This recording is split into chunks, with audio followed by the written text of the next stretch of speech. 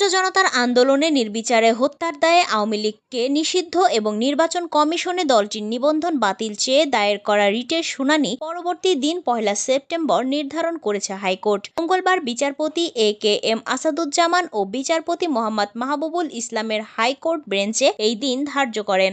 আদালতে রাষ্ট্রপক্ষে শুনানি করেন অ্যাটর্নি জেনারেল মোহাম্মদ আসাদুজ্জামান। রিটের পক্ষে রিটকারী আরিফুর রহমান মুরাদ ভূঁইয়া শুনানি করেন। শুনানিতে অ্যাটর্নি জেনারেল মোহাম্মদ আসাদুজ্জামান বলেন, আওয়ামী লীগের অপরাধের বিচার আইন অনুযায়ী হবে। দলটি নিষিদ্ধ ও নিবন্ধন বাতিল করা সংবিধান পরিপন্থী। আদালত একটি রাজনৈতিক দলের নিবন্ধন বাতিল করতে পারেন না। তিনি আরো বলেন, অন্তর্বর্তী সরকার সংবিধান অনুযায়ী আছেন। তারা কতদিন থাকবেন সেটা আদালতের আদেশের জন্য নিয়ে আসার বিষয় না। কোনো রাজনৈতিক দলকে নিষিদ্ধ করার ইচ্ছে বর্তমান সরকারের নেই বলে শুনানিতে জানান মোহাম্মদ আসাদুজ্জামান। এছাড়াও রিটে দেশ সংস্কারের লক্ষ্যে বর্তমান অন্তর্বর্তী সরকারের মেয়াদ সর্বনিম্ন 3 বছর চাওয়া হয়েছে। সেই সঙ্গে বিদেশে পাচার করা 11 লাখ কোটি টাকা ফেরত এবং বিগত আওয়ামী লীগ সরকারের আমলে চুক্তিভিত্তিক নিয়োগ পাওয়া কর্মকর্তাদের বদলি চাওয়া হচ্ছে।